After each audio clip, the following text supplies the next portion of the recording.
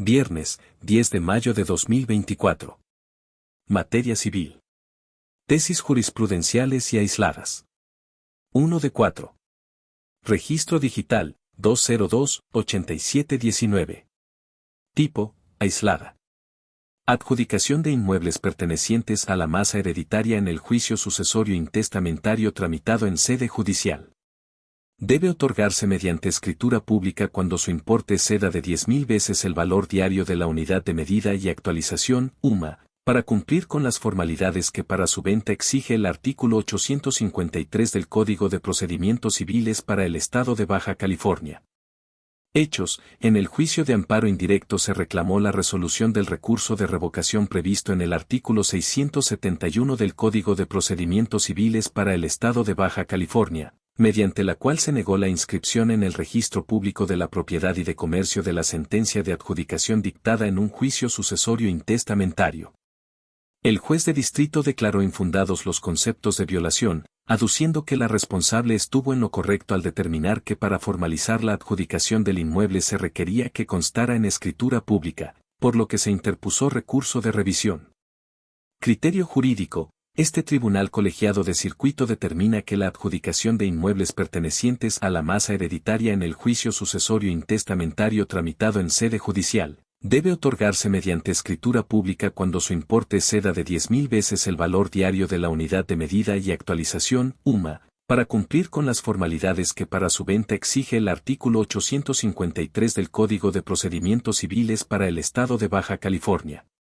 Justificación. Conforme al citado artículo 853, la adjudicación de los bienes hereditarios debe efectuarse con las formalidades que, por su cuantía, la ley exige para su venta. De ahí que cuando el importe del inmueble exceda de 10.000 veces el valor diario de la unidad de medida y actualización, UMA, conforme al artículo 2194 del Código Civil Local, procede su adjudicación en escritura pública, en virtud de que el denominado contrato de cesión de derechos puede constituir un título subjetivamente válido para hacer creer fundadamente al cesionario, que es apto para transmitir la propiedad y, en razón de ello, que se tiene el justo título para poseer el inmueble con el carácter de propietario y, en consecuencia, ser válido para acreditar la calidad de propietario, de ahí que si en un contrato denominado de cesión de derechos, una de las partes transfiere derechos reales, ello implica que en realidad se está ante un diverso contrato que es adecuado para hacerlo y que no se trata de un contrato de cesión de derechos y, derivado de este, la propiedad de la cosa u objeto que eran del cedente pasan a formar parte del patrimonio del cesionario, quien la recibe e incorpora a su esfera de dominio, pero no por virtud del contrato de cesión de derechos, sino del diverso que sí es suficiente para transferir derechos reales, situación que no se justifica con la simple declaración de partición y adjudicación que tiene el quejoso en el juicio natural, sino que debe estar respaldada con un documento que tenga fuerza legal para ello y que se obtiene al elaborar la escritura de adjudicación ante el notario público respectivo. Segundo Tribunal Colegiado del 15º Circuito. 2 de 4. Registro digital, 202-8720. Tipo, aislada. Albacea de la sucesión tramitada mediante procedimiento especial sucesorio. Conserva ese carácter para demandar el pago de créditos no inventariados, aún después de la partición de la masa hereditaria, legislación del Estado de Chihuahua. Hechos, el albacea de una sucesión, tramitada mediante procedimiento especial sucesorio, demandó en la vía oral mercantil el reembolso de gastos médicos, en cumplimiento de un seguro contratado por el autor de la sucesión. Durante el juicio la aseguradora opuso la excepción de falta de legitimación del demandante, bajo el argumento de que la representación del albacea ya había concluido, por haberse realizado la partición de la masa hereditaria, sin que el indicado seguro formara parte de esta. Criterio jurídico. Este tribunal colegiado de circuito determina que el albacea de la sucesión conserva ese carácter para demandar el pago de créditos no inventariados, aún después de la partición de la masa hereditaria. Justificación. De la interpretación sistemática de los artículos 490 a 492, en relación con el diverso 433, todos del Código de Procedimientos Civiles del Estado de Chihuahua, se concluye que los créditos que forman parte de los bienes que deben ser motivo del inventario, son aquellas cantidades que tenía en su favor, como acreedor, El autor de la sucesión, pendientes de pago por parte de un tercero y que, por su naturaleza, dadas las características del procedimiento sucesorio especial, puedan ser motivo de partición y adjudicación.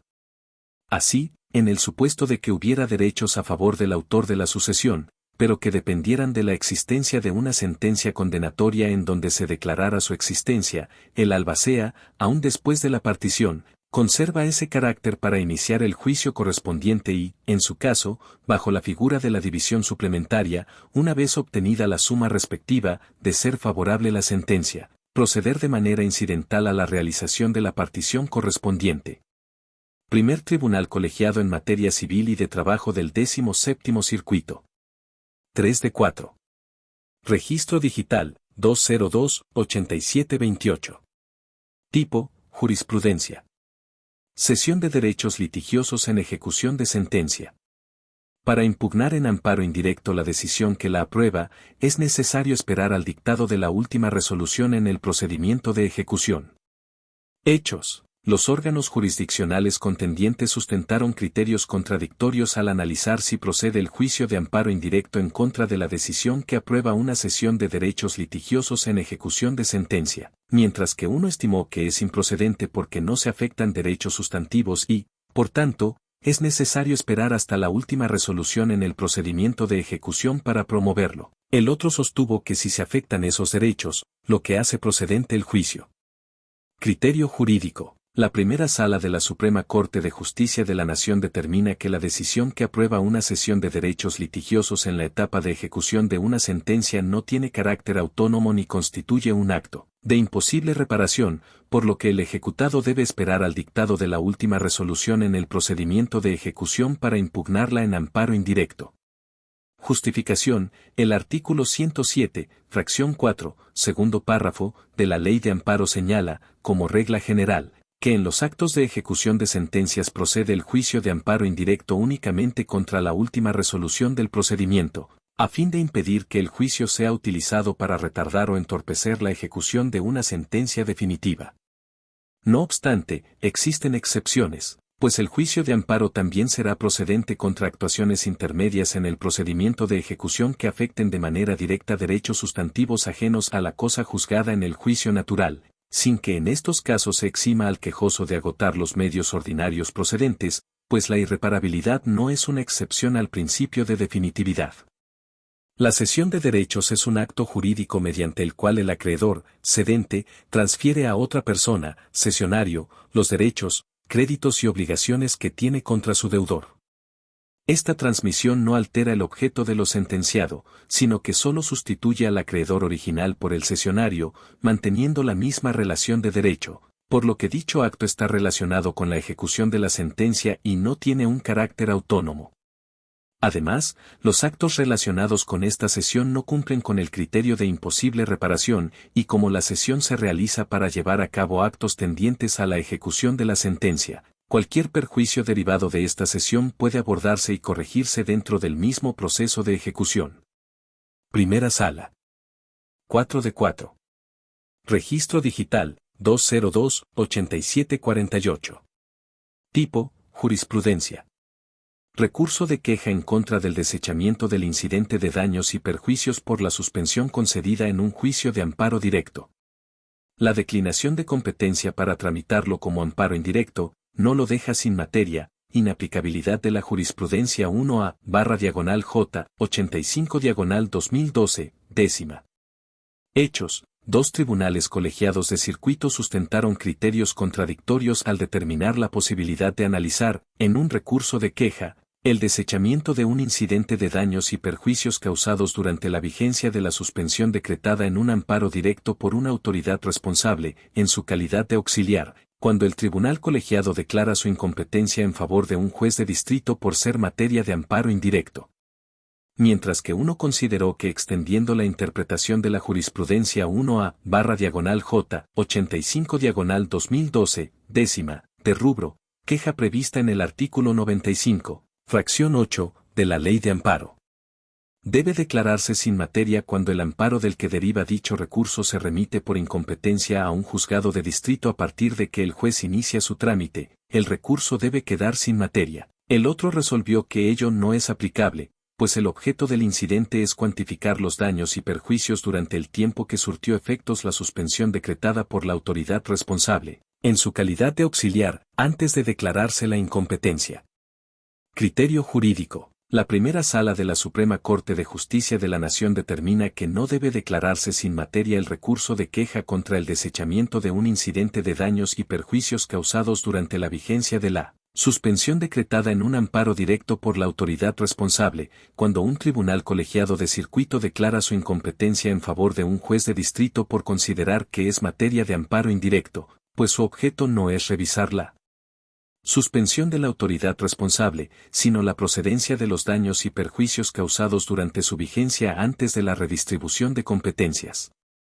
Justificación. Si bien la jurisprudencia 1A/J 85/2012, décima, establece que cuando un tribunal colegiado de circuito se declara incompetente para conocer de un juicio de amparo en favor de juez de distrito, el recurso de queja relacionado con la suspensión dictada por la autoridad responsable en calidad de auxiliar de la justicia federal debe declararse sin materia. Esta consecuencia no debe extenderse al incidente de daños y perjuicios y al recurso de queja interpuesto en contra de su desechamiento, pues su objeto no es analizar la medida cautelar, sino las razones que llevaron a declarar improcedente la solicitud por los daños y perjuicios causados durante la vigencia de la suspensión.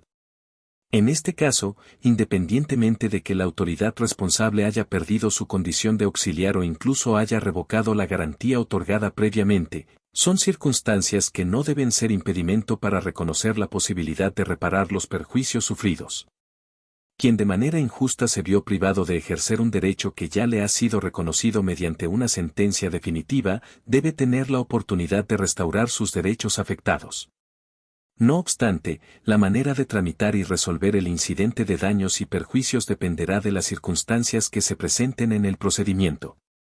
Por ejemplo, si el juez de distrito desecha o tiene por no interpuesta la demanda de amparo, y la autoridad responsable cesa en su condición de auxiliar sobre la suspensión, no habrá impedimento para que la autoridad responsable admita y resuelva lo relacionado con los daños y perjuicios. Sin embargo, si el juez de distrito admite la demanda y provee sobre la suspensión, aun cuando por virtud de lo anterior se presente incidente de daños y perjuicios ante la responsable, este será improcedente, pues el artículo 156 de la Ley de Amparo exige una resolución que ponga fin al juicio y demuestre que el juicio de amparo no resultó favorable para quien solicitó la suspensión. Estas condiciones se generarán hasta que se resuelva el amparo indirecto, lo que podrá ser solicitado y analizado por el juzgador de amparo, con independencia de los montos de las garantías otorgadas, pues la materia del incidente de daños y perjuicios es resarcir la afectación por la suspensión que se materializó, abarcando también las repercusiones originadas desde el momento inicial de la presentación de la demanda, brindando así un panorama completo de las consecuencias adversas generadas. Primera Sala.